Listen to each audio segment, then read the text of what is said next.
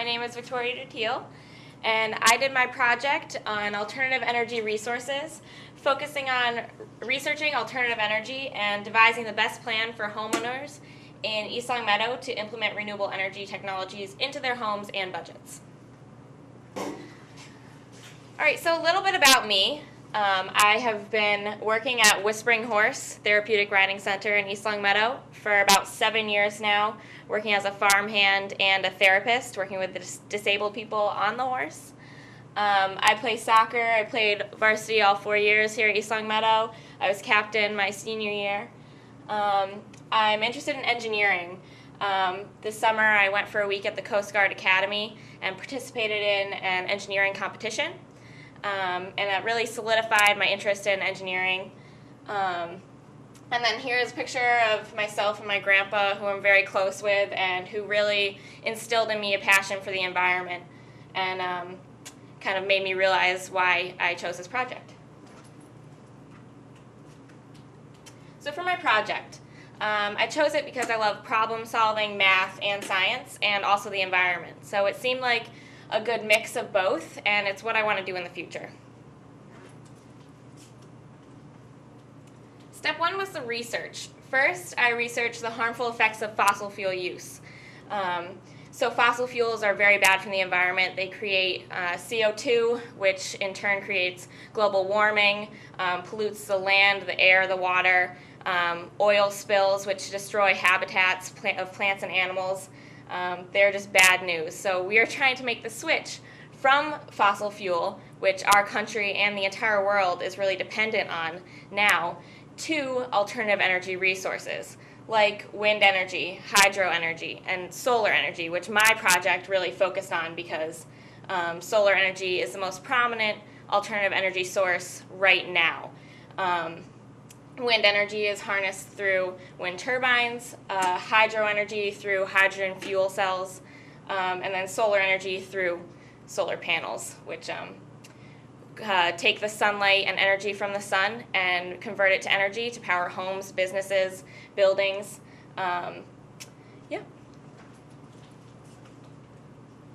So step two is field research. First, I talked with homeowners in East Longmeadow who have installed solar technology into their homes.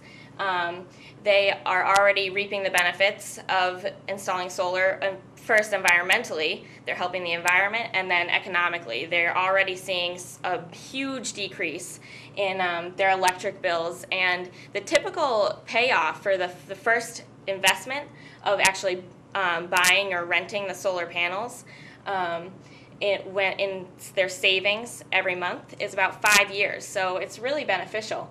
And then I talked to representatives from Solar City, a solar company, local, and they really helped me see how solar panels work, the installation process, and what would kind of be the best plan for homeowners in East Longmeadow to install solar panels.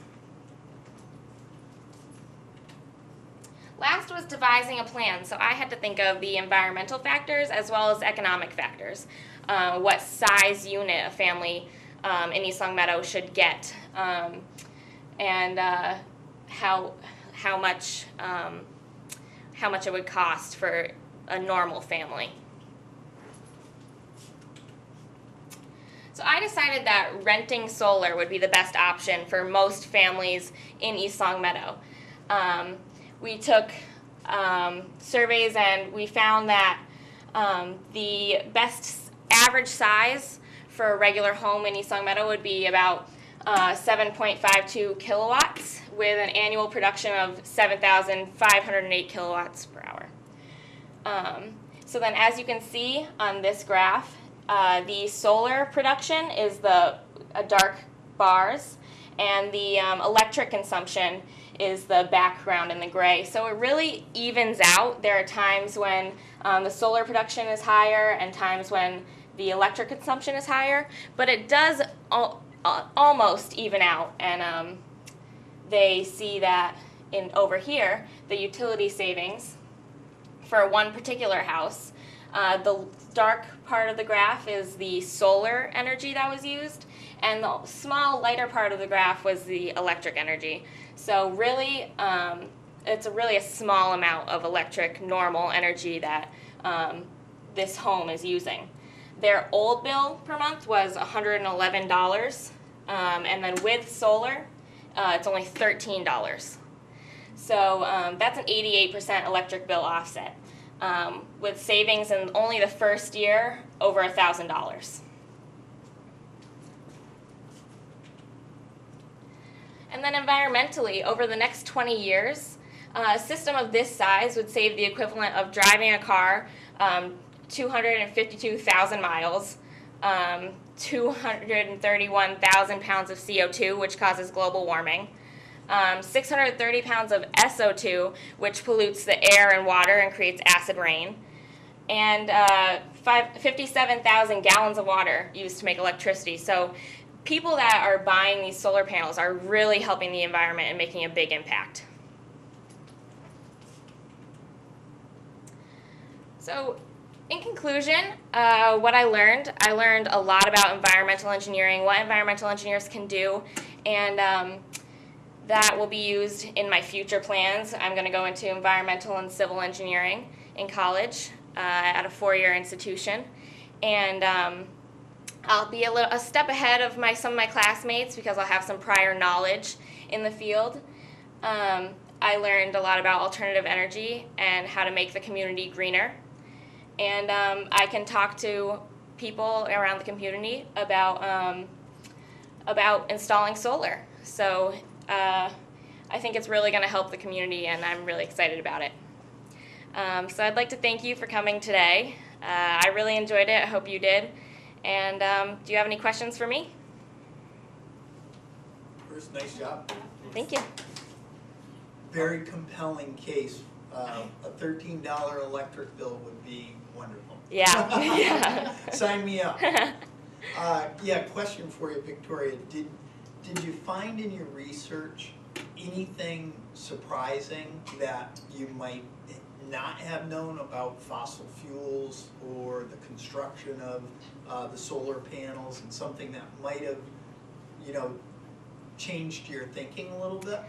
Well, something that kind of got me really interested was the possibility of hydropower, because that's kind of a new alternative energy source. Hydrogen is the most abundant element in the universe, but it only occurs with another element such as oxygen and water. So the trick is to separate the hydrogen from the oxygen. But right now in hydrogen fuel cells, which do separate the hydrogen, platinum is used. So it's very expensive and not really feasible for businesses and buildings right now. But environmental engineers are working to figure out ways to convert the hydrogen without using platinum or using a smaller amount of platinum. So I think that's really interesting, and it's something I'd like to look into more, because hydrogen is a huge possibility. Just 1 ounce of hydrogen could power New York City for an hour or something. So it's really a great option that you'll be seeing in the future, I'm sure. When you were looking into different, what is the difference between purchasing or leasing solar, and did you find that was there a lot of upfront costs for the people who want to lease it, or is it just? There's not as much upfront cost. It's about $5,000 for people who want to lease it up front. And then there's certain discounts and promotions. The person in the second graph got a $600 discount because they bought it in November. But then if you wanted to buy solar, it would be about $20,000. So you'll see, renting solar really gets you a return on your investment much quicker. And when they said that you could sell back the extra energy you make, can you really do that? Yeah, you can save it up.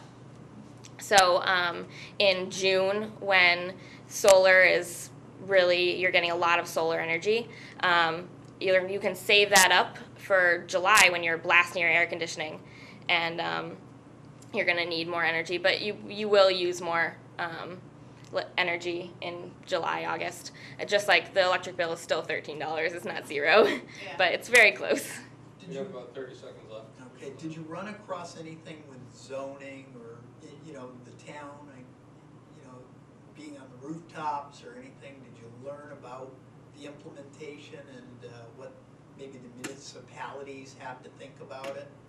I didn't run into that too much. That wasn't a focus of my research, but there are a lot of families in East Longmeadow who have taken steps to install solar and who have installed solar. So they haven't had any problems, the ones I talked to. Very good. Good. Thank you very Nice much. job. Yeah, thank you. Thanks again.